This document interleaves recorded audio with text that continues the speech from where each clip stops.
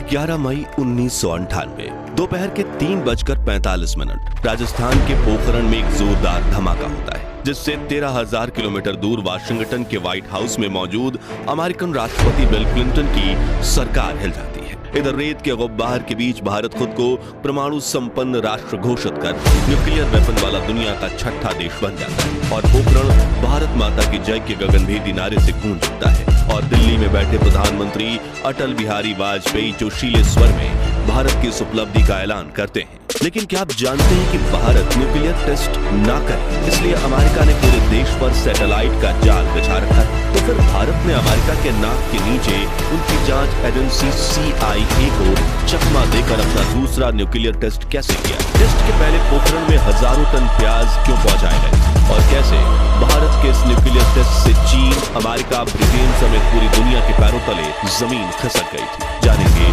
भारत को परमाणु संपन्न राष्ट्र बनाने वाले ऑपरेशन शक्ति की सचमुच रोंगटे खड़ी कर देने वाली कहानी। साथ ही 18 मई 1974 के दिन अपने पहले न्यूक्लियर फ्यूजन टेस्ट में सिर्फ एक डिवाइस को टेस्ट किया गया था, लेकिन इसे बम बनाना अभी बाकी था। उस दौर में तो अमेरिका ने भारत पर अनगिनत प्रतिबंध लगाए दिए, लेकिन उसके बाद 1998 में आई जनता दल की सरकार के सामने वैज्ञानिक लगातार रिक्वेस्ट करते रहे, हमें एक बार और टेस्ट करने दीजिए। लेकिन सत्ता में आए किसी भी प्रधानमंत्री ने दुनिया के डर से इस प्रोजेक्ट को हरी झंडी नहीं दिखाई। फिर 1995 में प्रधानमंत्री बने PV नरसिम्हा राव, जिन्होंने एक बार फिर पोखरण में जोरों शोरों से न्यूक्लियर टेस्ट की तैयारी करवाई, लेकिन उनसे भूल हो गई कि मिशन की गोपनीयता पर ज्यादा ध्यान नहीं दिया।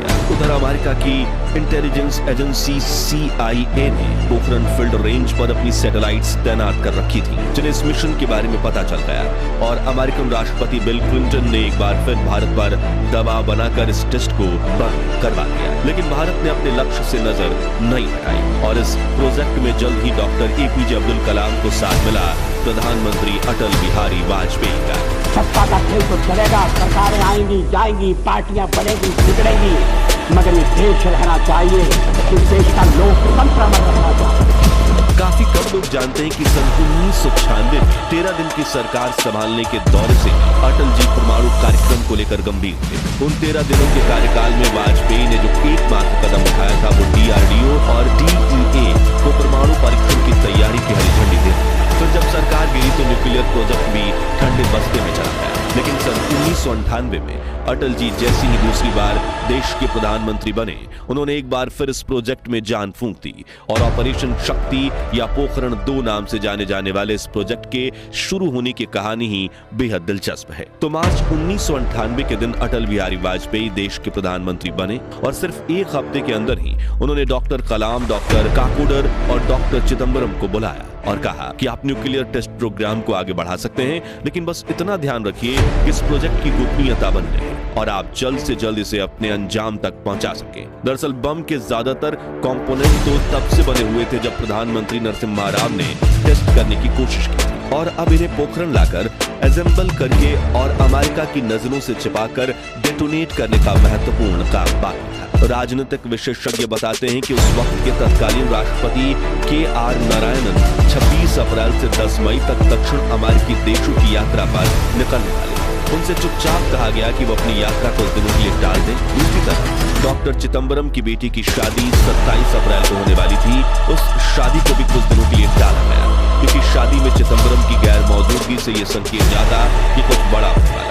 वहीं डॉक्टर कलाम ने सलाह दी कि विस्फोट बुद्ध पूर्णिमा के दिन किया जाए, जो 11 मई 1998 को पड़ रही थी और ऑपरेशन शक्ति का काउंटडाउन शुरू 20 अप्रैल 1998 तक भाभा एटॉमिक रिसर्च सेंटर यानी भारत के वैज्ञानिकों को भारत के न्यूक्लियर टेस्ट करने के प्लान के बारे में बता दिया गया था। उन लोगों के ने छोटे छोटे समूह में पोखरण की तरफ जाना शुरू कर दिया था, लेकिन उन्हें इस बारे में अपने परिवार वालों तक को बताने की अनुमति नहीं थी। इसलिए वैज्ञानिकों ने अपने परिवारों को बताया था कि वो या तो दिल्ली जा रहे हैं या ऐसी जगह सम्मेलन में भाग लेने जा रहे हैं जहां अगले 20 दिनों तक उनसे फोन से संपर्क नहीं किया जा सकेगा। यहाँ तक कि मिशन को गुप्त रखने के लिए हर वैज्ञानिक का नाम बदलकर उन्हें यात्रा कराई गई और सीधे पोखरण जाने के बजाय काफी घूमकर वहां पहुंच रहा था। कुछ कुछ ही दिनों में पार्क और डीआरडीओ के 100 वैज्ञानिक पोखरण पहुंच गए, जहां उन्हें सेना की वर्दी पहनने के लिए दी गई। उन सबको कम ऊंचाई वाले कमरों में ठहराया गया, जिनमें लकड़ी के पार्टीशन लगे हुए थे और उन कमरों में मात्र एक पलंग रखने भर की जगह थी। वैज्ञानिकों की सेना की वर्दी पहनने की दिक्कत, क्योंकि उनके स्टार्च लगे कपड़े पहनने की आदत नहीं, लेकिन उन्होंने अपने लक्ष्य को पाने के लिए हर मुश्किल का सामना किया। इस ऐतिहासिक तस्वीर में 3 आर्मी ऑफिसर बैठकर कुछ चर्चा कर रहे हैं। इनके छाती पर नाम की बैज में लिखा है कैप्टन आदि मर्जबान, मेजर जनरल नटराज और मेजर जनरल पृथ्वीराज। लेकिन ताज्जुब की बात यह है कि भारतीय सेना में इन नामों के कोई ऑफिसर थे ही नहीं, बल्कि कैप्टन आदि मर्जबान की ड्रेस में पोखरण रेंज के विज्ञान अधिकारी, मेजर जनरल नटराज की ड्रेस में डीईई के अध्यक्ष आर चिदम्बरम थे और मेजर जनरल पृथ्वीराज की ड्रेस में डीआरडीओ के अध्यक्ष एपीजे अब्दुल कलाम। इसी तरह टेस्ट साइट पर काम करने वाले हर वैज्ञानिक को एक कोड नाम दिया गया था और वो इसी कोड नेम का इस्तेमाल करके एक दूसरे से बात करते थे। इससे आप अंदाजा लगा सकते हैं कि इस मिशन को कितना गुप्त रखा गया था। ऑपरेशन शक्ति में इस्तेमाल होने वाले परमाणु बमों का कोड नेम था कैंटीन स्टोन्स और सबसे बड़ी समस्या थी मुंबई के भूमिगत वॉल्ट में रखे इन बमों को पोखरण तक कैसे पहुंचाया जाए। अब मुंबई में आधी रात के बाद भी काफी चहल पहल रहती है, इसलिए तय किया गया कि ट्रैफिक जाम से बचने और शक की गुंजाइश न छोड़ने के लिए सुबह 2 से 4 बजे के बीच इन ट्रकों को बुलाया जाएगा। वरिष्ठ पत्रकार राज चिंगप्पा बताते हैं 1 मई की सुबह तड़के 4 बजे ट्रक चुपचाप बाल संयंत्र पहुंच गए। हर ट्रक पर 5 सशस्त्र सैनिक सवार थे। ट्रकों पर आर्म प्लेट लगी हुई थी ताकि उस पर किसी तरह का बम हमला न किया जा सके। 2 काले क्रेटो को दूसरे उपकरणों के साथ तुरंत एक ट्रक पर लाद दिया गया। तभी डीआरडीओ टीम के वरिष्ठ सदस्य उमंग कपूर के मुंह से निकला history is now on the move. ये चारों ट्रक तेज रफ्तार से मुंबई हवाई अड्डे की तरफ बढ़े, जो वहां से 30 मिनट की दूरी पर था। बार के सुरक्षा कर्मियों से लेकर मुंबई की जनता तक किसी को इस बात का अंदाजा नहीं था कि उन ट्रक्स में जो कुछ रखा है वो पूरे मुंबई शहर को मिनटों में तबाह कर सकता था। बल्कि वो बक्से तो दिखने में सेब के बक्से जैसे ही थे, जिनमें से 5 से 10 किलोग्राम वजनी प्लूटोनियम के गोले रखे हुए थे। इस काफिले को कोई एक्स्ट्रा सिक्योरिटी भी नहीं दी गई थी। उधर एयरपोर्ट पर बिना उद्देश्य बताए पहले से ही सारे जरूरी क्लियरेंस ले लिए गए, इसलिए ट्रकों को सीधे हवाई पट्टी पर ले जाया गया और उन बक्सों को AN-32 ट्रांसपोर्ट प्लेन में लोड कर दिया गया। प्लेन ने उड़ान भरी और 2 घंटे में जोधपुर पहुंच गया। वहां उन क्रेटों को प्लेन से निकालकर एयरपोर्ट के बाहर खड़े ट्रकों में लाद दिया गया, जहां से ट्रकों ने नॉन स्टॉप सफर करके पोखरण के पेयर हॉल में जाकर गाड़ियां रोकी, जिन्हें देख भारतीय परमाणु ऊर्जा आयोग के अध्यक्ष राज गोपाला चिदम्बरम की जान में जान आई। भारत को ये टेस्ट न सिर्फ अमेरिका बल्कि अपने पड़ोसी पाकिस्तान, चीन, पूरी दुनिया और सच कहे तो भारतीयों से भी छिपा कर करना था, क्योंकि जियोपॉलिटिक्स दबाव इतना था कि भारत को टेस्ट करने से रोकने के लिए अमेरिका हमला तक करने को तैयार था। इसलिए इस काम के लिए सेना की 98वीं इंजीनियर रेजिमेंट को चुना गया, जिनके कंधों पर न सिर्फ टेस्ट साइट को तैयार करने की जिम्मेदारी सौंपी गई बल्कि इसकी गोपनीयता को बनाए रखने की रिस्पॉन्सिबिलिटी भी दी गई। हमारे सैनिक ज्यादातर काम रात को करते या फिर आंधी चलती तब करते, ताकि सैटेलाइट की नजरों में कुछ ना आ सके। मशीनों के इस्तेमाल से शाफ्ट कूदने का काम रात को किया गया। पोखरण की हवाएं तो वैज्ञानिकों का साथ दे रही थी, यहाँ की मिट्टी ने भी उनका भरपूर साथ दिया। वैज्ञानिक तारों को यहाँ के बालू मिट्टी के नीचे छिपा देते ताकि सैटेलाइट की आंखें खुली होने के बावजूद उसे कुछ न कर पाए। अब सेना के साथ तकरीबन 100 वैज्ञानिक काम कर रहे थे, तो इलाके में हलचल होना स्वाभाविक था। इससे अमेरिका को शक न हो, इसलिए हमारे जवानों ने वहां एक स्टेडियम तैयार किया और इंडियन आर्मी का क्रिकेट टूर्नामेंट शुरू कर दिया, जिससे वहां हर रोज अलग अलग टीम आकर क्रिकेट खेलने लगी। यहाँ एक दिलचस्प बात यह है कि जब आधे जवान क्रिकेट खेलते तो बाकी जवान चुपके से बम बनाने का काम करते।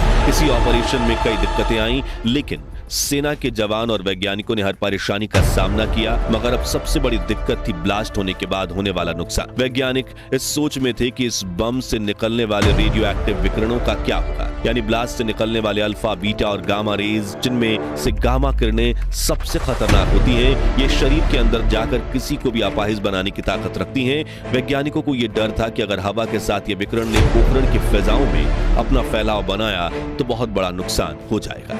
इस नुकसान से सिर्फ और सिर्फ एक ही चीज बचा सकती थी, वे थे प्याज, क्योंकि प्याज गामा रेज को बहुत ही अच्छे से सोख लेता है। इस कारण ये ज्यादा देर तक और दूर तक नहीं फैल पाती है। अब वैज्ञानिकों को चाहिए था हजारों क्विंटल प्याज, और पोखरण को ये प्याज मिला करीब 280 किलोमीटर दूर सन सिटी जोधपुर से, जिन्हें कई दिनों तक एक एक ट्रक करके पोखरण पहुंचाया गया ताकि किसी को शक न।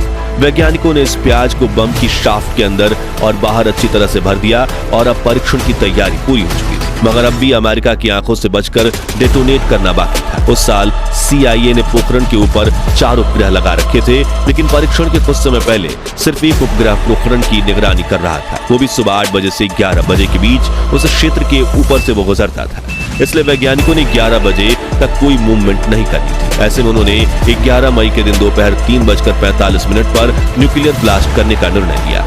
न्यूक्लियर टेस्ट का समय करीब आधा जा रहा था और वैज्ञानिकों के दिलों की धड़कन तेजी से चल रही थी। तभी ठीक 3:45 पर मॉनिटर पर लाल रोशनी आई और 1 सेकंड के अंदर 3 न्यूक्लियर बम से जुड़े तीनों मॉनिटर पर चौंधियाने वाली रोशनी दिखाई दी। अचानक सभी तस्वीरें फ्रीज हो गईं, जो बता रहा था कि शाफ्ट के अंदर लगाए गए कमरे विस्फोट से नष्ट हो गए हैं। धरती के अंदर का तापमान 10 लाख डिग्री सेंटीग्रेड तक पहुंच गया और ये सूरज के बराबर का तापमान है।